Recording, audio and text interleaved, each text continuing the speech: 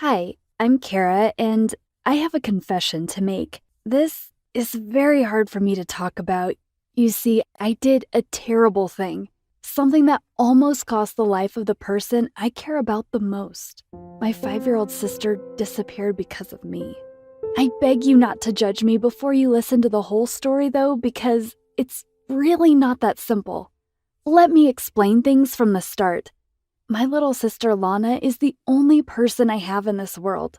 You might wonder why. Well, the rest of my family is gone. We used to have the most amazing mother, but she passed away. Yeah, that's right. 5 years ago, we lost our mother after Lana was born. Her surgical delivery of Lana had a lot of complications because of a stupid medical error that put her in a coma, and 2 weeks later, death stole her from us. Ever since then, it was just the three of us, Lana, my father, and I. You'd think that after a mom's death, my dad would have taken it upon himself to take care of us. However, my dad is not that type of father. I don't know if I even considered him to be much of a father in the first place. He usually spent most of his time at work and expected mom to do the rest, such as cooking, cleaning, taking care of the kids. He believed that raising kids wasn't a man's job. So, after a tragedy, he had no clue how to raise us. But instead of actually making an effort to try, he married another woman who became our stepmother. Apparently, replacing mom with another woman after 2 years seemed like a great idea to him. My little sister, of course, didn't really get what was happening, so she stayed out of it. I, on the other hand, was having a hard time accepting the reality my father had forced upon us. Even though I tried my best to communicate with him, every conversation we had ended in a big fight. I honestly couldn't deal with him. He was a hopeless case. As for the woman he brought into our home, she was even worse than him. The woman was pure evil, just like the typical stepmom in the stories we grew up listening to. She acted like the nicest person in front of our dad. And when he was gone, she was a completely different person. She screamed at us, called us names, told us how worthless we were, and the list went on. I never took anything she said seriously because her opinion never mattered to me. However, I got really aggressive when she went for my little sister. My little sister was so innocent and gentle. She reminded me of my mother a lot. She had a pure heart, and every mean word affected her. Seeing her cry was the thing that hurt me the most in the world. That is why I defended my sister and tried my best to keep our stepmom away from her. But when I couldn't prevent it, I was there to make her feel better. What seemed to cheer her up the most were the stories I told her about her mother. Lana was always curious to know what mom was like. I tried my best to describe her, and I showed her old pictures and videos of our mother. She looked just like Lana. With time, these stories became Lana's favorite topic to talk about. It reminded her that no matter what happened, Mom was watching over us. I also told her stories of how one day we would be okay, because we would run off together to the city and do whatever we wanted. I promised her that we'd run off to Disneyland together, and her big eyes sparkled like diamonds. I showed her Disneyland pictures and videos, and I asked her to close her eyes and imagine us there. Little things like these were the only tool I had to cheer up my sister. Seeing her fall asleep with a smile on her face meant the world to me. After I made sure she was asleep, I would hug her and cry silently all night, holding my breath so I wouldn't wake her up. In the mornings, I would always prepare her breakfast, make sure she ate, and walk her to school before I headed to mine. Even though my sister was only 5 years old, she was pretty smart. She kept a smile on her face because she knew that it upset me to see her sad. Deep down, I knew she wasn't happy. Lana deserved a much better life than this. One day, I had to stay late at school. I was trying to finish a project and time flew by. I hated arriving home late because I worried about Lana being alone with my wicked stepmother. And my concerns were legitimate because as soon as I opened the door, I could hear my stepmother yelling at my sister. I stormed into the kitchen and I saw Lana cleaning broken glass off the floor. What the heck? My stepmother noticed my presence, so she quickly began excusing this insanity. She declared, "Your dumb sister dropped her plate and she's cleaning up her mistake." "You monster!" I screamed. How could you ask a child to clean up broken glass? I wanted to kill her. I was fuming inside. I imagined myself dragging her by the hair and kicking her out of our house. I was so angry, I even forgot my little sister was there as I was screaming. And before I knew it, I had grabbed a couple of plates from the table and I smashed them on the floor and said, "No, you clean up after your mistake." I looked to my right and Lana was standing in the corner frightened. My eyes filled with tears when I saw how terrified she was. I would have died 1,000 times before scaring my sister like that. I don't know what had come over me. I grabbed her hand and took her upstairs to our room. Lana was shaking and I was too. This time, I couldn't hold back my tears and wait for her to fall asleep. Instead, I hugged her while crying uncontrollably. Lana held me tight and promised she would fix everything.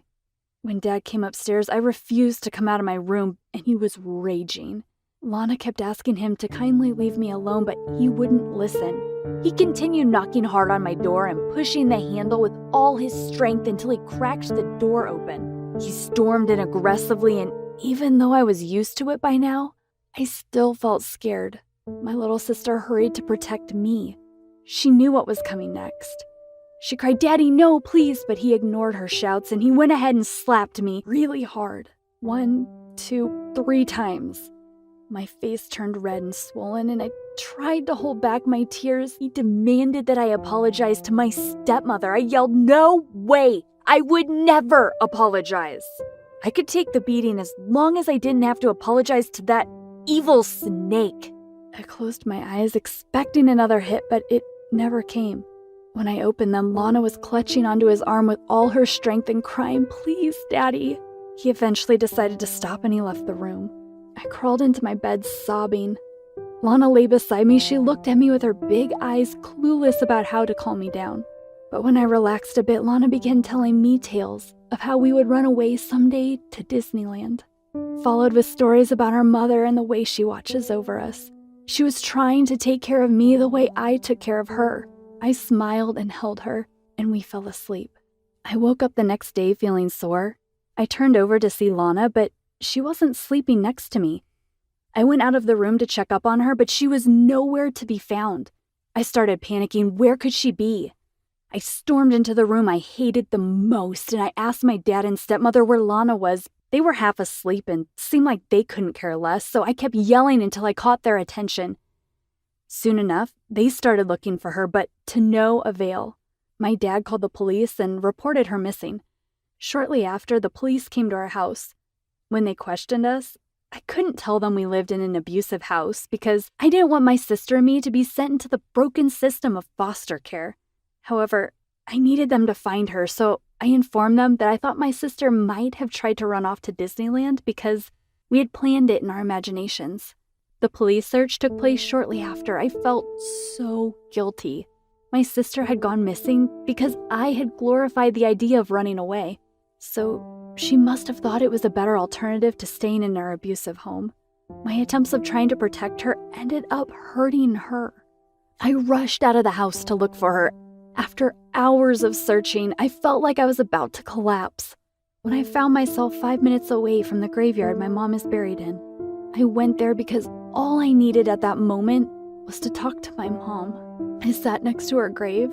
I was sobbing. I told my mom that Lana was missing and I needed her help even though I knew she couldn't really help. I mean, my mom was dead. Right at that moment, I felt like I'd lost all hope, but suddenly, out of the corner of my eye, I saw a little girl sitting next to a grave, not that far from where I was sitting. I looked closer. Hang on, was that Lana? I got up and started running towards her. Oh my, yes, it was Lana. She ran toward me, and before I knew it, she was in my arms. It's impossible to put into words how I felt at that moment. "What are you doing here, silly?" I asked her. She then pointed at a grave that seemed to have a similar name to Mom's and said, "I'm visiting Mommy." I smiled. I totally forgot my sister was still learning how to read. "This is not Mom's grave," I told her. I took her hand and showed her where our mom was.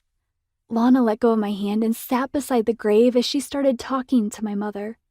The sight was just heartbreaking, and her words broke my heart even more. she began saying that she came all the way from home to ask Mom to watch over me. Better this time because I've been hurting. I guess that my little sister truly believed that our mom could protect us, and maybe she was right. In a way, I felt like Mom helped me find Lana after she went missing. After all, we reunited at the place where she rests, and this made me realize we'll always be safe and happy together. Hi, I'm Joey. This is my story. My little brother, Clark, is definitely the baby of the family. My parents dote on him, especially my dad, and to be honest, I do too. A lot of people say their younger siblings are annoying, but I can't imagine life without my brother. A few months ago, Clark was diagnosed with a rare cancer. We were devastated. After talking with his doctors, it seemed like the only option was a surgery that health insurance would only partly cover. My family is low income. My dad is a police officer, but his salary barely stretches to care for a whole family, let alone for his sick kid. I didn't know what to do. My parents were sad and worried all the time. They put every cent of their savings into Clark's medical care. I noticed we had less to eat, and my mum said no new clothes, not even from the thrift store, even though I was rapidly growing out of my old ones. I didn't complain. Even when my stomach was growling during school, or when other kids made fun of my too small jeans, I was too worried about my brother. I pushed myself harder in school, even though I had no focus. I didn't want to give my parents any more reason to worry. It was because I was staying up so late to study that I noticed my dad leaving the house at night, even when he didn't have a night shift. That made me nervous. What if the stress was too much for him, and he was becoming an alcoholic or something? That didn't seem like my dad, though. My dad would never spend money on booze.